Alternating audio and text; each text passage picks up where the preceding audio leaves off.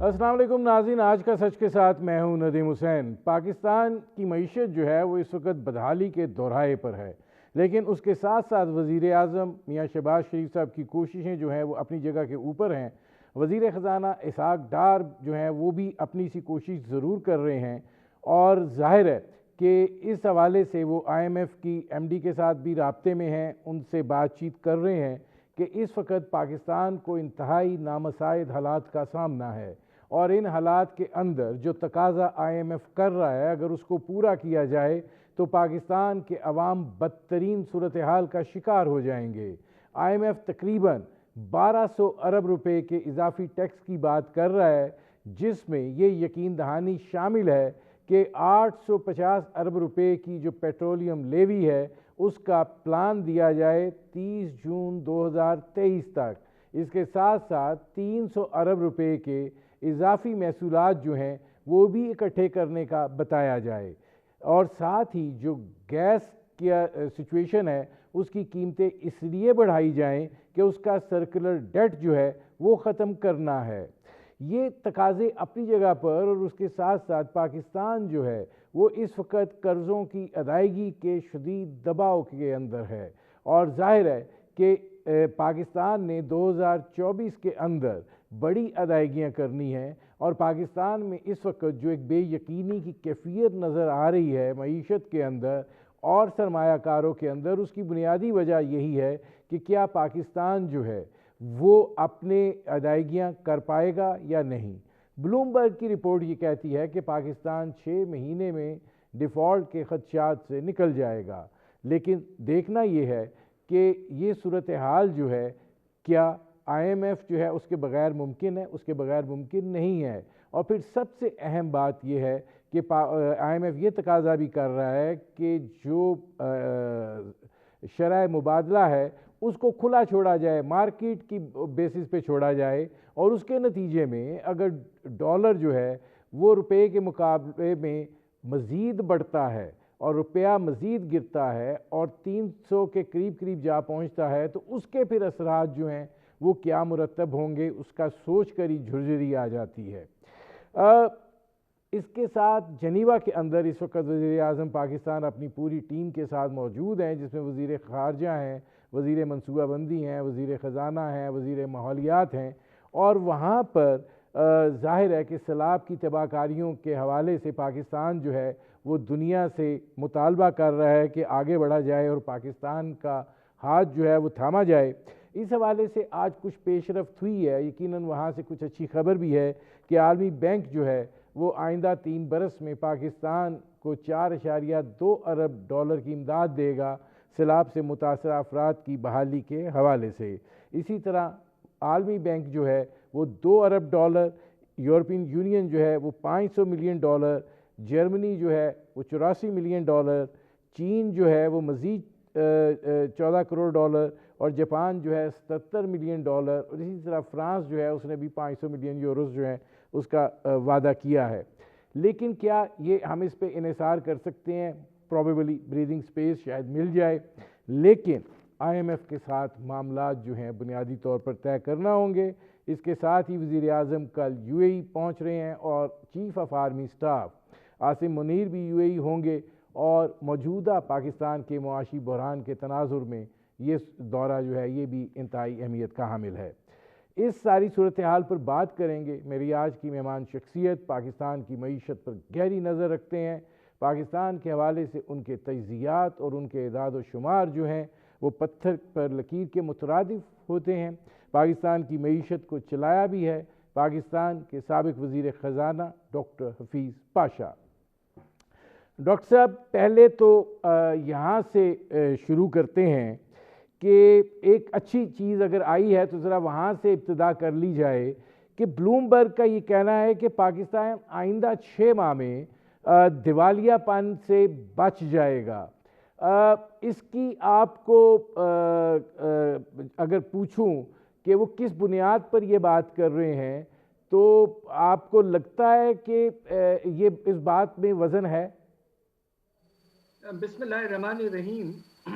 देखिए, हमें इस बात की यकीनन खुशी है کہ جو باہر کے جو خاص طور پہ کریڈٹ ریٹنگ ادارے ہیں انہوں نے پاکستان کے بارے میں جو اسیسمنٹ ابھی تک کیا ہے وہ بہت منفی رہا ہے، اور آپ نے دیکھا پچھلے کچھ مہینوں میں ہمارا جو کریڈٹ ریٹنگ ہے وہ اس حد تک گرا دیا گیا جیسے پاکستان تقریباً ڈیفالٹ کرنے والا ہے۔ اچھی بات ہے کہ بلومبرگ نے یہ کہا ہے کہ پاکستان اگلے 6 مہینے میں انشاءاللہ دیوالیے کی طرف نہیں جائے گا، اور اس کی وجہ شاید وہ یہ سمجھ رہے ہیں کہ پاکستان کو کہیں سے ایکسٹرا سپورٹ ملے گا، جس میں اب آپ آج کی خبر جو ہے کہ ہمیں فلڈز کے سلسلے میں ریلیف ریکنسٹرکشن کے لیے کافی مناسب کمٹمنٹس ملے ہیں، خاص طور پہ اسلامک ڈیولپمنٹ بینک سے اور ورلڈ بینک سے۔ تو لہٰذا بس یہ امید ہے، مگر بات دراصل یہ ہے کہ پاکستان کو اس سال 22.8 ارب ڈالر کی ضرورت ہے، جس میں دونوں چیزیں ہیں۔ ایک تو آپ کے تجارتی خسارہ جو 7 سے 8 ارب ڈالر کم ہو کے وہاں تک پہنچے گا، اور آپ کے قرضوں کی واپسی تقریباً 14 سے 15 ارب ڈالر۔ پہلے 5 مہینے میں کل پیسہ جو باہر سے آیا ہے قرضوں کے طور پر، خاص طور پر World Bank, Asian Development Bank, Asian Infrastructure Bank وغیرہ سے،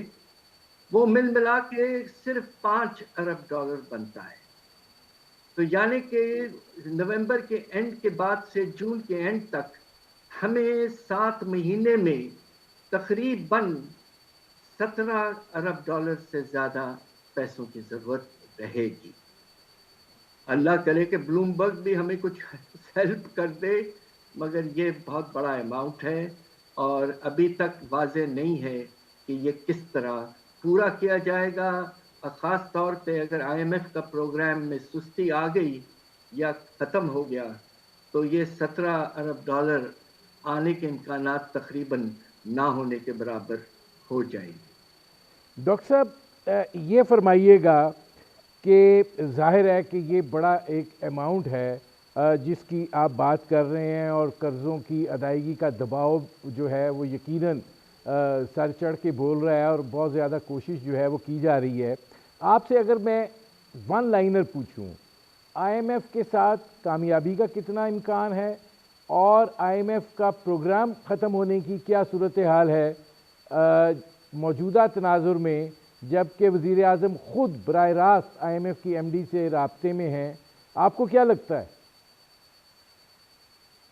بات دراصل یہ ہے کہ اس میں آئی ایم ایف سے زیادہ ہمیں غور کرنا ہے کہ ہماری جو اس وقت کی حکومت ہے ان کا اس کے بارے میں کیا خیال ہے۔ مجھے کچھ اب ایسا اندازہ ہو رہا ہے کہ شاید کوشش یہ کی جا رہی ہے کہ جس طرح بلومبرگ کہہ رہا ہے کہ 6 مہینے تک کچھ پیسے آ جائیں، ہم دیوالیے سے بچ جائیں، اور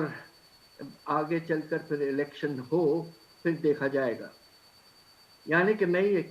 سوچنے پر کچھ حد تک مجبور ہو رہا ہوں کہ شاید حکومت آئی ایم ایف پروگرام کو اس وقت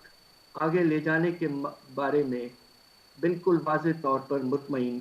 نہیں نظر آ رہی ہے۔ آپ یہ سمجھتے ہیں کہ حکومت جو ہے وہ آئی ایم ایف کے پروگرام کو اگر یہاں پر ختم ہو جاتا ہے تو مینٹلی پریپیئرڈ ہیں؟ آپ کو لگتا ہے کہ کوئی پلان بی بھی ہے؟ میرے خیال سے کچھ ہے پلان بی۔ اب تو یہ کہ کچھ واضح یہ بھی ہو گیا ہے کہ کچھ پیسے جو ہیں آج کی جنیوا کانفرنس کے بعد کچھ پیسوں کی رفتار بڑھنے کا امکان ہے۔ ہو سکتا ہے کہ ہمارے دوست ممالک سے بھی بات ہو رہی ہو، چائنا سے خاص طور پہ سعودی عربیہ، اور کل جس طرح آپ نے ذکر کیا کہ یو اے ای کی وزٹ ہے ہمارے پرائم منسٹر صاحب کی، اور اس سے پہلے آرمی چیف سعودی عربیہ کے کراؤن پرنس سے مل چکے ہیں، تو شاید یہ ایک سیاسی ڈیسیشن ہو سکتا ہے کہ 6 مہینے تک اکانومی کو چلا لیں، افراط زر کو بڑھنے نہ دیں، اور الیکشن ہو جائے، اور اس کے بعد جو بھی پاور میں آتے ہیں وہ مناسب اقدامات لیں۔ ڈاکٹر صاحب یہ فرمائیے گا کہ وجہ ہے کہ آپ یہ بات کہہ رہے ہیں کہ یہ حکومت ایک سیاسی فیصلے کی طرف بڑھتی ہوئی دکھائی دے رہی ہے اس صورتحال میں کہ شاید کوئی دوست ممالک آگے آ جائیں، لیکن پھر یہ سوال پیدا ہوتا ہے کہ ابھی تک یہ بیانیہ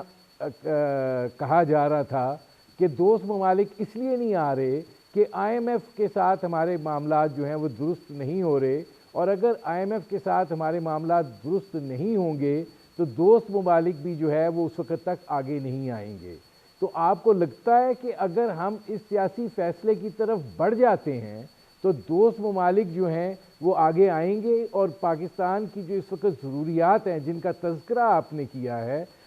17 ارب ڈالر کے لگ بھگ کی، اس دباؤ میں سے کیسے نکلا جا سکے گا؟ بات دراصل یہ ہے کہ اگر ہماری اس وقت کی منتخب حکومت آئی ایم ایف پروگرام کے بارے میں سیریس ہوتی تو اب آپ یہ دیکھیے کہ نوا ریویو جو ہے وہ 2 مہینے گزر چکے ہیں اور ابھی تک نہیں ہوا، اور جو اقدامات جن کا آپ نے ذکر کیا انٹروڈکشن میں، ان میں سے تقریباً کوئی بھی ریفارم یا ایکشن نہیں لیا گیا ہے۔ تو اس سے کیا واضح ہوتا ہے؟ اور خبر یہ تھی کہ شاید کچھ دنوں میں آئی ایم ایف کا ڈیلیگیشن سٹاف آئے گا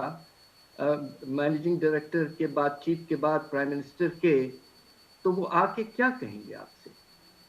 کہ آپ نے جو کمٹمنٹس کیے ہیں لیٹر آف انٹینٹ میں، جو حکومت نے دستخط کر کے آئی ایم ایف کو دیا ہے، اس میں نان امپلیمنٹیشن زیادہ ہے۔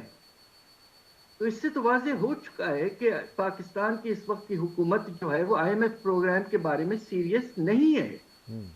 اسی بات کی تو ہمیں پریشانی۔ ڈاکٹر صاحب ذرا اس طرف بات کر لیں پھر، یہ جو آپ نے جو جملہ کہا ہے کہ پاکستان کی حکومت جو ہے وہ آئی ایم ایف کے معاملے میں سنجیدہ نہیں ہے، میں اس طرف آتا ہوں، لیکن پہلے ذرا یہ بات کر لیں کہ گزارش یہ ہے کہ پاکستان کے پاس اس وقت ڈالرز کی کمی ہے، پاکستان کو جو اپنا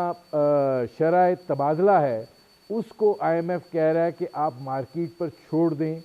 اور اس کے ساتھ ساتھ جو آپ نے پیٹرولیم لیوی سے 850 ارب روپے اکٹھے کرنے تھے، اس کا اگلے جو 6 مہینے ہیں 30 جون تک اس کا پلان جو ہے وہ دے، اور 300 ارب روپے کی اضافی ٹیکسز۔ اگر ہم نے آئی ایم ایف کا پروگرام میں جانا ہے تو پھر یہ تینوں کنڈیشنلٹیز ماننی پڑیں گی، اور اس کے نتائج کیا ہوں گے؟ اور دوسرا، آپ یہ سمجھتے ہیں کہ جو جنیوا میں اس وقت صورتحال ہے اور وہاں پر جس طریقے سے وزیر اعظم نے آئی ایم ایف کی ایم ڈی سے بات کی ہے، اسحاق ڈار صاحب کی بھی بات چیت ہوگی، تو انسانی بنیادوں کے اوپر آئی ایم ایف کچھ ریلیکسیشن دے دے؟ دراصل بات یہ ہے کہ آئی ایم ایف کا رجحان یا توجہ جو ہے وہ یہ ہے کہ دیکھیے، ہم ایک لحاظ سے جسے ہم انگریزی میں کہتے ہیں ہیومن فیس لانے کے لیے کچھ حد تک آئی ایم ایف اس لحاظ سے تیار ہے کہ آئی ایم ایف نے کہا ہے کہ دیکھیے، جو سیلاب پہ آپ اس سال جو خرچے کر رہے ہیں اس پر ہماری فیڈرل حکومت اور پھر پروونشل حکومتیں، تو وہ آپ ایسٹیمیٹ کر کے ہمیں پراپر اندازہ دیں،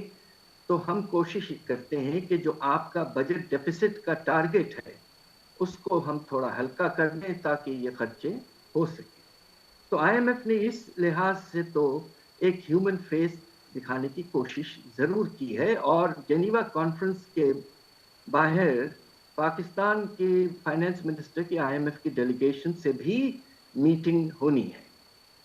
مگر جو بات یہ ہے کہ آئی ایم ایف جو ایک lander of the last resort ہے، ان کا فرض یہ ہوتا ہے کہ کسی ملک جب ان کے پاس آتا ہے ان کو دیوالیے سے بچایا جائے۔ دیوالیے سے بچانے کے لیے سخت سے سخت اقدامات ملکوں کو لینے پڑتے ہیں، ورنہ ہوگا یہ کہ دیوالیے کے بعد خدا نخواستہ اس سے بھی سخت آپ اقدامات لینے پڑتے ہیں، جس طرح آپ نے سری لنکا میں دیکھا۔ اس وقت وہاں کے افراط زر کی رفتار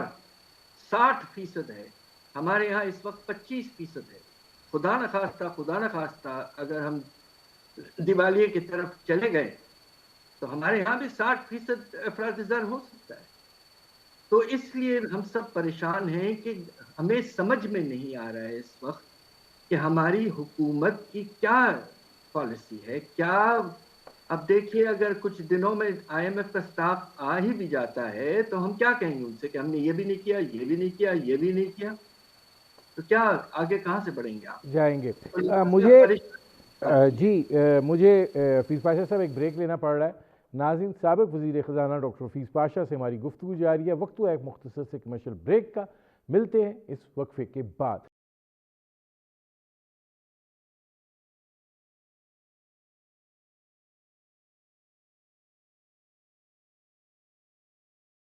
ویلکم بیک. ناظرین، میرے آج کے مہمان ممتاز شخصیت اور ماہر معیشت سابق وزیر خزانہ ڈاکٹر حفیظ پاشا، ان سے ہماری گفتگو جاری ہے. ڈاکٹر صاحب، اب میں ذرا اس سوال کی طرف آتا ہوں. آپ نے کہا کہ پاکستان کی حکومت جو ہے وہ آئی ایم ایف کے ساتھ پروگرام کے حوالے سے ان کی ترجیح دکھائی نہیں دے رہی ہے. اگر ایسا ہے اور یہ سمجھتے ہیں کہ وہ دوست ان کی کوئی اتنی مدد کر دیں گے کہ یہ ایک ٹائم پیریڈ گزار سکیں، تو ڈاکٹر صاحب پاکستان کی معیشت کے لیے تو یہ زیادہ خطرناک بات نہیں ہوگی کہ آپ ایک لانگ ٹرم اسٹریٹجی پہ نہیں سوچ رہے ہیں اور شارٹ ٹرم گین کی طرف جا رہے ہیں، تو اس کے بعد کیا ہوگا؟ واقعی آپ بالکل ٹھیک کہہ رہے ہیں، مگر دیکھیے سیاست میں بعض وقت خاص طور پہ آج کل جبکہ کشمکش انتہا پہ ہے تو حکومت جو ہے وہ ڈیفینسو ایک لحاظ سے ہو چکی ہے اور یہ سوچ رہی ہے کہ اگر ہم نے آئی ایم ایف کے جو ہم نے کمٹمنٹس کیے ہیں ریفارمز کے، اگر وہ ہم امپلیمنٹ کر دیتے ہیں تو افراط زر جو اس وقت 25 ہے وہ 35 سے 40% تک جا سکتا ہے. اور اگر ایسا ہوا تو لوگ خدا نخواستہ ایجیٹیشن کی طرف چلے جائیں گے اور پھر الیکشنز میں جو آؤٹ کم ہوگا وہ نامناسب ہوگا اس حکومت کے لیے. تو اس لیے دیکھیے بات دراصل یہ ہے کہ ابھی نیشنل سیکیورٹی کمیٹی کی میٹنگ ہوئی تھی،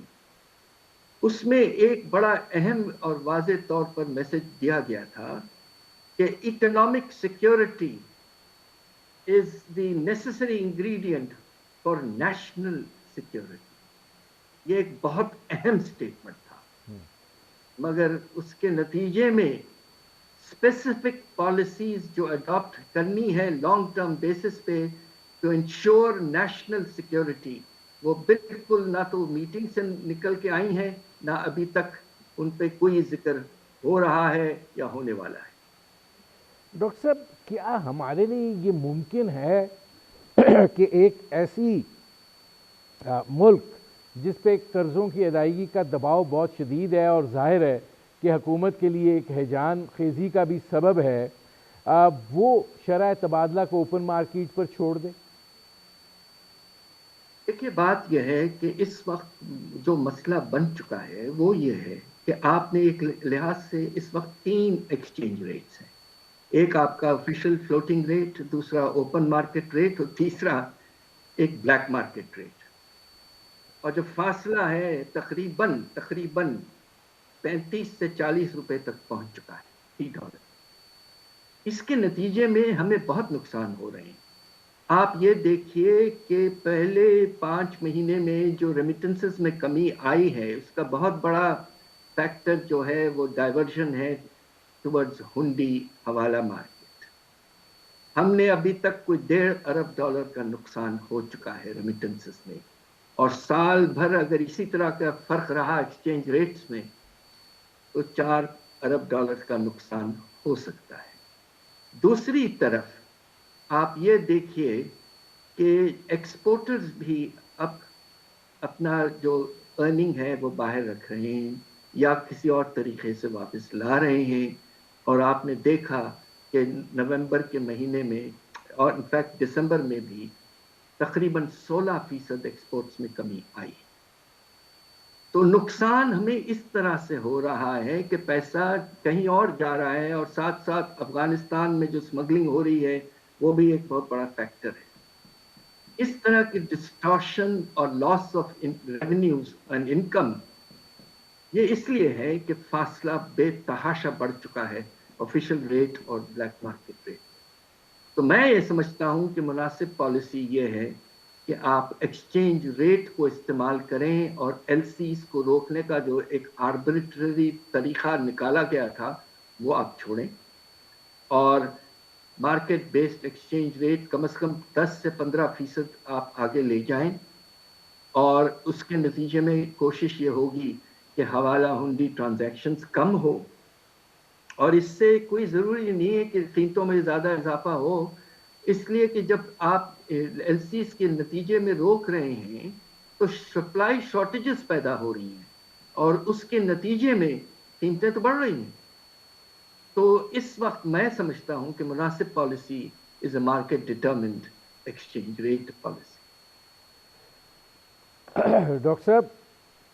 اگر مارکیٹ نے ایکسچینج ریٹ کو ڈٹرمن کرنا ہے، پھر اس کے نتیجے میں افراط زر پر کیا اثر پڑے گا، پیٹرولیم پرائسز پہ کیا اثر پڑے گا، اور افراط زر کی کیفیت جو ہے پھر آپ کو کیا ہوتی ہوئی دکھائی دیتی ہے؟ دیکھیے، اس میں یہ چیز ہے جس طرح میں نے آپ سے کہا کہ جو اس وقت کی پالیسی ہے کہ ایکسچینج ریٹ کو آرٹیفیشلی لو رکھو اور ان درآمدات کو اس طرح کنٹرول کرو کہ ایل سیز کو روک دو. اب آپ نے کھانے پینے کی چیزوں کے بھی کنٹینرز روکے ہوئے ہیں کراچی پورٹ میں، تو اس سے نتیجے میں آپ کو میں ایک چھوٹا سا اگزامپل دے دوں. ویجیٹیبلز، سبزیاں، اس وقت آپ کو حیرت ہوگی کہ پیاز کی قیمت 5 گنا ہو چکی ہے، شارٹیجز بے تحاشا ہیں. تو اب آپ کو پرائرٹائز کرنا ہے، اور اب مناسب اگر آپ ایکسچینج ریٹ لگاتے ہیں تو آپ کو یہ آربیٹری ایل سیز وغیرہ کا جو نظام آپ نے ایجاد کیا ہے اس کو مناسب طریقے سے چھوڑیں، اور جو پرائرٹی چیزیں ہیں ان کو آپ امپورٹ وداؤٹ ریسٹرکشنز ہونے دیں. البتہ قیمت تھوڑی زیادہ ہوگی مگر اتنی زیادہ نہیں ہوگی جو سپلائی شارٹیجز کی وجہ سے ہو رہی ہے. تو میں یہ سمجھتا ہوں کہ ایکسچینج ریٹ پالیسی مناسب اگر آپ فالو کریں تو ایک تو آپ کی فارن ایکسچینج ارننگز میں اضافہ ہوگا، جو ہنڈی کی ٹرانزیکشن سے وہ کم ہوں گے، اور دوسری طرف آپ یہ دیکھیں گے کہ شارٹیجز جو ہیں فزیکل شارٹیجز وہ کچھ کم ہو سکتے ہیں. ہو سکتا ہے کچھ اضافہ ہو. یقیناً آپ یہ دیکھیے کہ اگر آپ کے پاس پیٹرولیم لیوی جو اس وقت 50 روپے آپ نے لگایا ہوا ہے، آپ اسی ریٹ پر رکھیں، اور اگر آپ کی قیمت میں اضافہ ہوتا ہے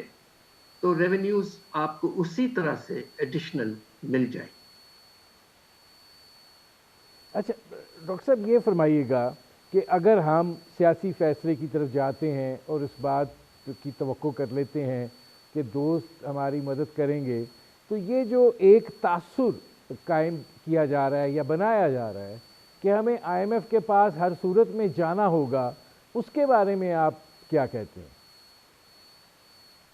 یقیناً یہ خیال ہے، مگر ہو سکتا ہے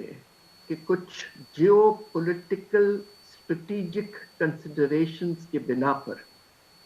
میں زیادہ اس کو واضح نہیں کرنا چاہتا، ہو سکتا ہے کہ چائنا، سعودی عربیہ خاص طور پہ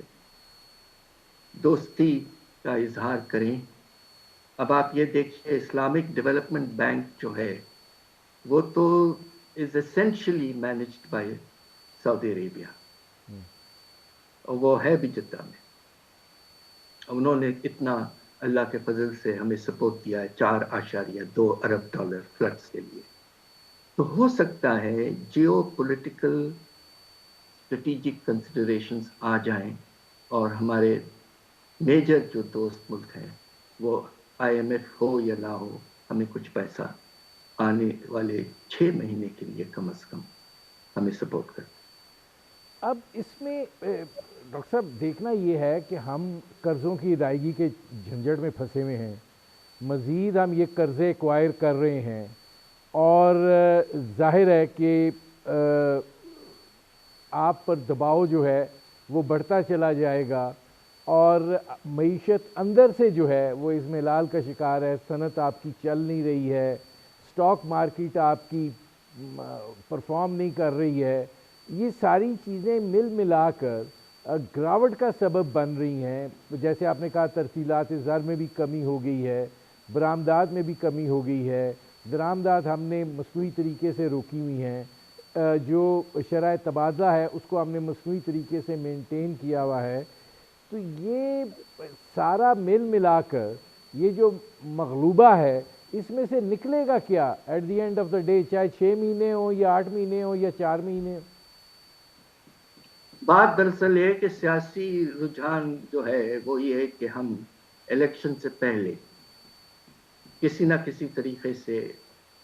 ملک کی معاشی جو نظام ہے اس کو چلا رہے. آگے چل کر جس طرح اپوزیشن کے لیڈر عمران خان صاحب کہتے ہیں کہ الیکشن کے بعد ہی کوئی ایسی منتخب حکومت آئے گی جو بڑے بڑے اقدامات لے سکے، تو مجھے کچھ یہ لگتا ہے کہ شاید اس وقت کی حکومت کی یہ کوشش ہے کہ کسی نہ کسی طریقے سے 6 مہینے گزار لیں اور دیکھا جائے گا بعد میں الیکشنز کے بعد کیا ہوتا ہے. اچھا، اس میں ڈاکٹر صاحب اب دو چھوٹے چھوٹے سوال ہیں. ایک تو یہ کہ یہ جو تاثر ہے کہ پاکستان ڈیفالٹ کر جائے گا اگلے 6 مہینے میں، وہ ہوتا ہوا دکھائی نہیں دیتا، اس کے بارے میں تو مطمئن ہو جانا چاہیے. دیکھیے، میں نے آپ سے یہ کہا ہے کہ خطرہ تو موجود ہے. ابھی یہ دیکھنا ہے کہ جو اضافہ ہمیں چاہیے سپورٹ کا وہ آتا ہے یا نہیں، اور حکومت کو یقیناً یہ کچھ اسیسمنٹ کی ہوگی. ورنہ آپ مجھے یہ بتائیے کہ آئی ایم ایف کا پروگرام جو ہے 2 مہینے لیٹ ہو چکا ہے اور حکومت نے ایک سٹیپ بھی آگے نہیں لیا. اس کی کیا وجہ ہے؟ یہ بات تو بالکل واضح ہو چکی ہے کہ حکومت جو ہے سفرنگ فرام، جسے انگریزی میں کہتے ہیں پالیسی پیرالسس. تو کیوں ایسا ہے؟ یہ بات سوچنے والی بات ہے کہ انہیں خطرہ یہ لگ رہا ہے کہ الیکشن سے پہلے اگر افراط زر کی رفتار 35-40% تک چلے گئی تو الیکشن میں رزلٹ مناسب نہیں ہوگا. تو اس لیے مجبوراً ہمیں یہ سوچنا پڑ رہا ہے کہ ابھی جسے کہتے ہیں نا wait and see policy adopt کی جائے. آخری سوال ڈاکٹر صاحب یہ فرمائیے گا کہ عوام جو اس وقت معیشت کی کڑائی میں وہ جیسے پاپ کارنز ابلتے ہیں اس طرح ابل رہی ہے، اس کا کیا بنے گا؟ مجھے افسوس سے کہنا پڑتا ہے کہ جو افراط زر کی رفتار ہے، آپ اس میں یہ سوچئے کہ ہمارا کنزیومر پرائس انڈیکس تو تقریباً 25% سے بڑھ رہا ہے، مگر کھانے پینے کی اشیاء کی قیمت جو ہے وہ 35% سے زیادہ ہے. اور آپ یہ دیکھیے کہ آٹے کی قیمت 50% تک بڑھ رہی ہے. دوسرے طرف میں نے آپ کو ایک اگزامپل دیا پیاز کا کہ 500% اضافہ ہوا ہے، اس میں 400% اضافہ ہوا. ایسے بہت سی چیزیں ہیں. آپ دیکھیں مرغی کی قیمت بھی 40 سے 50% بڑھ چکی ہے. کیا بتاؤں آپ کو، میں نے پاکستان پہ تقریباً 35-40 سال کام کیا ہے. مجھے کبھی ایسا وقت نہیں یاد ہے کہ ہمارے ملک کے حالات اس حد تک خراب ہوں اور ہمارا جو ورکنگ کلاس ہے، مڈل کلاس ہے، جو غریب لوگ ہیں، وہ اس حد تک پس گئے ہوں افراط زر میں اور بے روزگاری میں. بس ہم دعا ہی کر سکتے ہیں کہ اللہ ہمارے پیارے ملک کو کسی نہ کسی طریقے سے بچائے اور آگے لے. خدا حافظ. بہت شکریہ ڈاکٹر حفیظ پاشا. ناظرین، یہ تھے سابق وزیر خزانہ ڈاکٹر حفیظ پاشا. آپ نے ان کی گفتگو سنی. وقت ہوا ہے مختصر سے کمرشل بریک کا. ملتے ہیں اس وقفے کے بعد.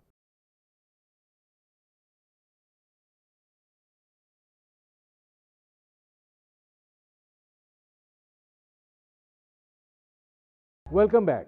ناظرین، یقیناً پاکستان کی معیشت جو ہے وہ اس وقت دباؤ میں ہے اور آپ نے ڈاکٹر حفیظ پاشا کی گفتگو بھی سنی اس حوالے سے. لیکن پاکستان میں سرمایہ کاروں کا اعتماد جو ہے وہ بھی لرزاں ہے اور ظاہر ہے کہ اس حوالے سے دو چیزیں بیرومیٹر کا کام کرتی ہیں، ایک سٹاک مارکیٹ جو بہت برے طریقے سے پرفارم کر رہی ہے، اور دوسرا پاکستان کی صنعتی پہیہ جو یا تو رک رک کر چل رہا ہے، یا پھر صنعتیں بند ہو رہی ہیں، یا وہ اپنی پیداوار جو ہے اس میں کمی لا رہی ہیں۔ اس حوالے سے جانیں گے کہ یہ صورتحال جو ہے یہ کس حد تک بے یقینی کی کیفیت جو ہے وہ اثر انداز ہو رہی ہے، اور اب اگر کوئی اچھی خبر جنیوا سے آ رہی ہے، یا پھر یہ کہ ظاہر ہے کہ کل وزیر اعظم پاکستان شہباز شریف بھی یو اے ای میں ہوں گے، اور آرمی چیف بھی یو اے ای میں ہوں گے، اور وہاں پہ پاکستان کی موجودہ جو معاشی صورتحال کے تناظر میں اس کو بہت اہمیت دی جا رہی ہے، تو کیا وہاں سے بھی کوئی اچھی خبر نکلتی ہے؟ ہمارے ساتھ موجود ہیں، پاکستان کی معیشت کو بہت اچھا جانتے ہیں، بہت سارے فیصلہ سازی میں ان کی تجاویز بھی شامل ہوتی ہیں، اہم میٹنگز کے وہ سرخیل بھی ہوتے ہیں، ممتاز صنعت کار ہیں عارف حبیب۔ عارف حبیب صاحب، یہ فرمائیے گا کہ یہ سٹاک مارکیٹ میں جو ایک زلزلہ ہے اور بڑے تواتر کے ساتھ ہے، اس کی وجہ کیا آپ کو نظر آ رہی ہے؟ یہ جو ظاہر ہمارے جو اس وقت پولیٹیکل حالات ہیں اس میں جو انسرٹنٹی رہی ہے، اور یہ جو پولیٹیکل ڈیوائڈ ہے، پولیٹیکل پولرائزیشن ہے اس کا ایک، اور پھر ہمارا میڈیا بھی جو ہے وہ بہت زیادہ پاکستان کے بارے میں جو ہے وہ نگیٹیوٹی بہت زیادہ جو ہے وہ ایئر کر رہا ہوتا ہے، تو اس سے ظاہر ہمارے نان ریزیڈنٹ پاکستانی جو عام لوگ بھی بڑے جو ہے وہ انفلوئنس ہوتے ہیں۔ اور پھر یہ ہوا ہے کہ اس ڈیفیکلٹ پیریڈ میں جب کہ ہم کرنٹ اکاؤنٹ ہمارا ڈیفیسٹ کا مسئلہ تھا، اور پرٹیکولرلی ایکسٹرنل اکاؤنٹ کے اوپر جو چیلنجز رہے ہیں، تو اس میں جو ہے وہ پرٹیکولرلی جو پاکستان کے ڈیفالٹ ہونے اور نہ ہونے پر جو اتنی زیادہ ڈسکشن ہوتی ہے، تو عام آدمی جو ہے وہ بہت زیادہ ڈسٹرب ہو جاتا ہے، اور اس کا جو امپیکٹ پھر یہ کہ اوور آل انویسٹمنٹ سینٹیمنٹ پہ پڑتا ہے۔ تو جب لوگ کنفیوز ہو کے یہ کہتے ہیں کہ یار ہم کیش میں کنورٹ ہو جائیں اور اس وقت ہم انویسٹمنٹ کے لیے مزید انتظار کریں، تو اس وجہ سے جو ہے وہ اتنی ویلیوشنز نیچے آ گئی ہیں، اور وہ ویلیوشن جو ہے اس میں یہ ریکارڈ لو پر ہیں اس وقت۔ ہم نے 2008 کا کرائسس بھی دیکھا تھا، 1998 میں بھی دیکھا تھا، بٹ ویلیوشنز اتنی کم جو ہے وہ نہیں تھی جو کہ آج ہیں۔ تو یہ سارے فیکٹرز ہیں۔ پھر فارن انویسٹرز جو ہے وہ مسلسل ہمارے یہاں سے انہوں نے ایگزٹ کرتے رہے، میوچل فنڈز نے جو ہے وہ سیلز کی ہیں، انشورنس کمپنیز نے سیل کی ہیں، دو انڈیویجولز نے اور ہائی نیٹ ورتھ انڈیویجولز نے اور بینکس نے جو ہے مارکیٹ میں انویسٹمنٹس کی ہیں۔ لیکن جو چونکہ اوپن اینڈ میوچل فنڈ تو یہ ہوتا ہے کہ جو بھی ان کے پاس ریڈمپشن آتی ہے تو ان کے پاس کوئی چارہ نہیں ہوتا سوائے اس کے کہ وہ اپنے سٹاکس بیچیں اور ان ریڈمپشنس کی جو ہے کو پے کریں۔ تو یہ فیکٹرز ہیں اس وقت۔ پر پھر سیلاب آ گیا، اور سیلاب کی کے جو نگیٹیوز ہیں وہ بھی جو ہے وہ ہماری اکنامی کو بیئر کرنے پڑ رہے ہیں، اور پھر یہ ڈالر کی جو شارٹیج ہے اس کی وجہ سے جو انڈسٹریز جو ہیں، کئی ایک انڈسٹریز اپنی کیپیسٹی پہ نہیں چل پا رہی ہیں، تو یہ سارے فیکٹرز مل کر جو ہے وہ اسٹاک ایکسچینج کو افیکٹ کر رہے ہیں۔ عارف حبیب صاحب، میں ابھی ڈاکٹر حفیظ پاشا صاحب سے بات کر رہا تھا، وہ کہہ رہے تھے کہ جو آئی ایم ایف کے ساتھ پروگرام ہے دکھائی ایسے دیتا ہے کہ جیسے موجودہ حکومت کی ترجیح نہیں ہے، اور وہ دیگر ذرائع جو ہیں ان کی طرف توجہ دے رہے ہیں۔ آپ چونکہ بہت ساری چیزوں میں شامل ہوتے ہیں، آپ کو لگتا ہے کہ پاکستان جو ہے وہ آئی ایم ایف سے اگر نہیں اس طریقے سے جس طریقے سے وہ چاہتا ہے معاملہ طے ہوتے تو وہ راستہ تبدیل کرے گا؟ اس میں ایسا نظر آتا ہے کہ جہاں تک کہ آئی ایم ایف کے ساتھ پروگرام ریزیوم کرنے کی بات ہے، اس میں تو گورنمنٹ جو ہے وہ کمیٹڈ نظر آتی ہے، اور وہ اس چیز کا اعادہ بھی کرتے ہیں، لیکن مجھے ایسا فیل ہوتا ہے کہ وہ یہ کوشش کر رہے ہیں کہ جو بہت زیادہ ٹف کنڈیشنلٹیز ہیں اس میں کچھ مراحت مل جائیں، اور ان مراحت کو حاصل کرنے کے لیے کچھ یہ ٹائم لے رہے ہیں اور ٹائم لگا رہے ہیں۔ ان کی یہ کوشش ہے، کیونکہ سم ہاؤ ان کو گورنمنٹ کو یہ فیلنگ ہو گئی ہے کہ ہم نے جو پہلے جو ڈیسیشن لیے تھے ٹف ڈیسیشنز، اس سے ہم نے اپنا جو ہے پولیٹیکل کیپٹل لوز کیا ہے. تو وہ چاہتے ہیں کہ ہم فردر، ایک تو یہ ہے کہ عوام پر جو ہے وہ بوجھ نہ ڈالیں، اور اس کی وجہ سے جو اس کی ایڈورس امپلیکیشنز ہوں گی آن دیئر پولیٹیکل کیپٹل، اس سے ہم بچ سکیں یا اس کو منیمائز کر سکیں. اس میں عارف حبیب صاحب یہ فرمائیے گا کہ ظاہر ہے پاکستان اس وقت قرضوں کی ادائیگی کا جو دباؤ ہے اس کی بڑی شدت جو ہے وہ محسوس کی جا رہی ہے. آپ کو کیا لگتا ہے کہ آئی ایم ایف جو ہے اگر ہمیں کڑی شرائط بھی ماننی پڑیں تو ہمیں جانا چاہیے، یا یہ کہ آپ سمجھتے ہیں کہ جیسے شرح تبادلہ کو فری مارکیٹ پہ چھوڑنا، جو پیٹرولیم لیوی کے 850 ارب روپے کا پلان وہ مانگ رہے ہیں، یہ چیزیں جو ہیں گیس کی قیمت بڑھانے کی بات کر رہے ہیں تاکہ گیس کا سرکولر ڈیٹ جو 1500 ارب روپے ہے اس کو ختم کیا جا سکے، آپ کو لگتا ہے کہ یہ وہ چیزیں ہیں جو پاکستانی عوام کے مسائل میں اضافہ کریں گی اور یہ نامناسب ہیں؟ آئی تھنک یہ گیس کی قیمتوں کو ریوائز کرنا یا پیٹرولیم پہ لیوی ڈالنا اتنا زیادہ وہ عوام کو بہت زیادہ افیکٹ نہیں کرتا ہے جتنا اس کا جو ہے وہ شور ہوتا ہے. ان کو یہ چاہیے کہ فوڈ آئٹمس کو جو ہے وہ دیکھیں کہ ان کے پرائسز جو ہے وہ کنٹرول میں رہیں. عام آدمی اس کو زیادہ جو ہے وہ استعمال کر رہا ہوتا ہے. اب اس میں بٹ یہ ظاہر اس کی ایک میڈیا میں جو ہے وہ ان کی بہت زیادہ کرٹیسزم ہوتا ہے، تو اس سے بھی وہ جو ہے وہ اوائڈ کرنا چاہتے ہیں اس کو کہ میڈیا بھی بہت زیادہ ہوسٹائل جو ہے وہ نہ ہو جائے. تو مجھے تو یہ جو آئی ایم ایف کی جو باتیں ہیں، یہ آئی ایم ایف پروگرام یا نو آئی ایم ایف پروگرام، وہ چیزیں تو پاکستان کو کرنی چاہیے کہ جو اپنی چیزیں جو وہ پرووائڈ کر رہے ہیں وہ لاگت سے کم پہ تو بیچ نہیں سکتے. تو یہ ہے کہ جو بھی اس کی کاسٹ ہے، جو یوزرس کاسٹ ہے، وہ تو ان کو ریکور کرنا پڑے گا، ورنہ وہ سسٹینیبل نہیں ہوگا اور کسی وقت بھی جو ہے معیشت گر سکتی ہے اس سے. تو میں یہ جو آپ کا سوال ہے اس کا جواب میرے پاس یہ ہے کہ اس میں کوشش کرنی چاہیے کہ ذرا یہ جو بھی پاس آن کرنی ہے چیزیں یا جو بوجھ ڈالنا ہے وہ ذرا اسکیٹرڈ ہو، انسٹالمنٹس میں ہو، تاکہ لوگ جو ہے اس کو آسانی سے جو ہے وہ بیئر کر سکیں. اور اگر کوئی چارہ نہیں ہے تو پھر میں سمجھتا ہوں کہ کر کے آئی ایم ایف کے پروگرام کو نہیں چھوڑنا چاہیے، کیونکہ ساری دوسری بھی سپورٹ جو ہے وہ ہماری فرینڈلی کنٹریز کی ایسا نظر آتا ہے کہ اسی کے اوپر جو ہے وہ ڈپینڈنٹ ہے، اور وہ یہ چاہتے ہیں کہ آپ آئی ایم ایف کے ساتھ پروگرام کریں تو پھر ہم آپ کے ساتھ ہیں. تو اس کے پیش نظر یہ ضرور. دوسرا یہ ہے کہ جو ہمارا ڈیٹ ہے، اوور آل ڈیٹ جو ہے اس میں دو نیچر کے ڈیٹ ہیں. ایک ہے کمرشل ڈیٹ ہے جس کے اندر یہ سکوک اینڈ بانڈز اینڈ جو ہے وہ پرائیویٹ سیکٹر بینکوں سے جو ہے وہ لون لیا ہوا ہے وہ ہے. اور باقی جو ہے دوسرا بڑا پورشن جو ہے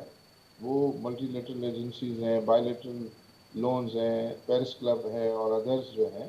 وہ ہیں. تو اس میں جو کمرشل لون ہے وہ کوئی 12-15% ہے، اور باقی 85% جو ہے وہ یہ سارے بائی لیٹرل، ملٹی لیٹرل اور پیرس کلب ہے. تو اس میں جو ہے وہ کوئی ڈیفالٹ کا خطرہ نہیں ہوتا، وہ نارملی رول اوور ہو جاتی ہے. باقی جو 12 سے 15% ہے جس کا کوانٹم ابھی بتایا گیا تھا کہ کرنٹ فائنینشیل ایئر میں $4.6 بلین جو ہے وہ کی ری پیمنٹ آبلیگیشنس ہیں، جس میں آئی تھنک 2.2 بلین آلریڈی وہ پے کر چکے. دسمبر میں انہوں نے سکوک کی پیمنٹ کی، اور اب 1-2 روز پہلے وہ یو اے کی بینکس کو بھی جو ہے پیمنٹ کر دی. تو اب باقی جون تک جو ہے یہ کمرشل لونز کا آئی تھنک $2.5 بلین جو ہے کی اوبلیگیشن رہتی ہے، جو میں سمجھتا ہوں کہ وہ اس کو وہ پاکستان جو ہے وہ پے کر لے گا. تو وہ جو ڈیفالٹ کا جو باتیں ہو رہی ہیں خطرہ ہے، مجھے وہ ڈیفالٹ جو ہے وہ نظر نہیں آتا. باقی جو ملٹی لیٹرل ایجنسیز کے ساتھ، آئی ایم ایف کے ساتھ اپنے ریزروس کو بڑھانے کے لیے تاکہ بزنس ایز یوزول جو ہے وہ ریسٹور ہو سکے، تو اس کے لیے جب ہم یہ ریزروس بڑھائیں گے، اور آج یہ جو ڈونرز کانفرنس میں جو کمٹمنٹس ہوئی ہے آئی تھنک یہ بڑی خوش آئند ہے. پھر اس کے بعد IMF کے ساتھ سائڈ لائن پہ بات ہو رہی ہے، یہ بھی ایک خوش آئند بات ہے. اور پھر سعودی عرب سے جو ہے وہ پازیٹیو نیوز آ رہی ہیں، اور UAE سے آپ نے بتایا کہ جو ہے وہ بھی میٹنگس کل ہوں گی. تو وہاں سے بھی پھر کوئی اچھی پازیٹیو نیوز جو ہے جب ملے گی تو مجھے لگتا ہے کہ مارکیٹ میں اس کا کولنگ افیکٹ ہوگا. ہوگا. اور وہ اچھا، اس میں عارف حبیب چیز صاحب یہ فرمائیے گا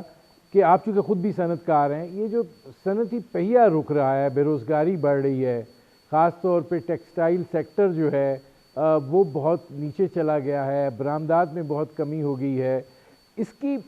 وجہ کیا ہے؟ یہ بے یقینی کی کیفیت ہے، LCs نہ کھلنے کی وجہ ہے، ڈالرز کی عدم دستیابی ہے، کیا ہے؟ اور یہ جو ایکسپورٹرز جو ہیں وہ بھی اپنے ڈالرز واپس نہیں لا رہے ہیں. جی، ٹیکسٹائل میں تو جو یہ آپ دیکھ رہے ہیں جو جس میں کہ وہ افیکٹ ہوا ہے وہ مینلی انٹرنیشنل مارکیٹ میں جو قصاص بازاری چل رہی ہے وہاں ڈیمانڈس کم ہوئی ہیں. اس کی وجہ سے جو ہے وہ ان کی ایکسپورٹس میں جو ہے وہ کمی آ رہی ہے. اور یہ ایک نیچرل سی بات ہے کہ جب روپیہ جو ہے وہ ویک نظر آ رہا ہوتا ہے تو لوگ اپنا ایکسپورٹ پروسیڈس لانے میں ذرا دیر لگاتے ہیں. وہ سمجھتے ہیں کہ ہمیں بیٹر ریٹ ریئلائز ہو جائیں گے روپے میں. اس کے لیے بھی آئی تھنک پالیسی میکرز کو سوچنا چاہیے. باقی جو امپورٹس جو کم ہو رہی ہیں، میں سمجھتا ہوں کہ ان حالات کے اندر پاکستان کے پاس کوئی اور آپشن نہیں ہے سوائے اس کے کہ وہ اپنی امپورٹس کو کنٹین کرے. کیونکہ یہ ہمارے ہاتھ میں ایکسپورٹ بڑھنا، ریمیٹنس بڑھنا، یہ تو ظاہر میڈیم ٹو لانگ ٹرم جو ہے وہ اقدامات مانگتے ہیں. تو اس کے اندر صرف ضرورت اس بات کی آئی تھنک یہ پالیسی ٹھیک ہے کہ امپورٹ کو جو ہے وہ کنٹین کیا جائے، بٹ اس کو ٹرانسپیرنٹ وے میں پرائرٹائز کرنا چاہیے. پرائرٹائزیشن میں اسٹیک ہولڈرز ہیں ان کو بھی شامل کرنا چاہیے. اینڈ گورنمنٹ کی طرف سے جو ہے وہ یہ کمٹمنٹ ہو کہ وہ اپنا فیول کی امپورٹ کو جو ہے وہ کم کریں،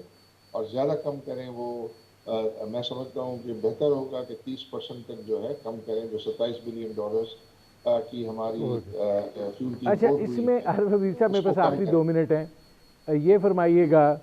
کہ موجودہ حکومت جو ہے جس طریقے سے شہباز شریف صاحب کوشش کر رہے ہیں، یہ ان کی منصوبہ بندی 6 مہینے الیکشن تک کے لیے ہے، یا آپ یہ سمجھتے ہیں کہ آگے کے لیے بھی کوئی یہ اقتصادی صورتحال کے حوالے سے سوچ رہے ہیں، یا یہ ہے کہ یہ 6 مہینے گزر جائیں اور پھر اس کے بعد الیکشن ہو جائیں اور پھر جو حکومت آئے پھر دیکھی جائے گی کیا ہوتا ہے؟ آئی تھنک یہ جو بھی اس وقت تو جو ہے وہ فائٹنگ موڈ میں ہے گورنمنٹ، اور جو ہمارے ایکسٹرنل اکاؤنٹ کو سنبھالنا ہے، ہمارے روپی کی ویلیو کو ڈالر کے سامنے سنبھالنا ہے، اور ہماری جو ڈیٹ پیمنٹ کی آبلیگیشنس ہیں ان کو سنبھالنا جو ہے وہ پرائرٹی ہے. اور اس وقت آئی تھنک پرائرٹی وہی ہونی چاہیے. پھر ذرا حالات جو ہے ذرا نارمل ہوں تو پھر لانگ ٹرم چیزیں ہوں. بٹ میں یہ کہوں گا کہ ہمارے ملک میں باتیں ہوتی ہیں کہ ہم کیئر ٹیکر گورنمنٹ لے آئیں گے، فلاں ہوگا، یہ ہوگا. کیونکہ لوگ تو پاکستانی ہیں نا سارے اگر پارٹی اے ہو، پولیٹیکل پارٹی اے ہو، بی ہو، سی ہو، پنڈی ہو، یا جو ہے وہ ٹیکنوکریٹس ہوں، آئی تھنک ایسے حالات میں تو تمام کو جو ہے وہ یونائٹ ہو جانا چاہیے. اس کے اندر یہ ایک دوسرے کی ٹانگیں کھینچنا جو ہے وہ کسی صورت میں جو ہے وہ افورڈیبل نہیں ہے. اور اس میں تمام کو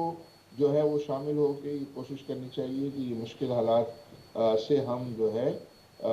نکلیں. اور اس کو نکالنے میں ہمیں تو یاد ہے ہم اپنی اسٹاک ایکسچینج میں جب پالیٹکس ہوتی تھی لیکن کوئی کرائسس آ جاتا تھا تو تمام ہمارے جو پولیٹیکل مخالفین ہیں وہ بھی ایک ساتھ مل جاتے تھے اور مل کر ہم کرائسس کو جو ہے وہ ہینڈل کرتے تھے. تو الحمدللہ سکسیسفلی ان کو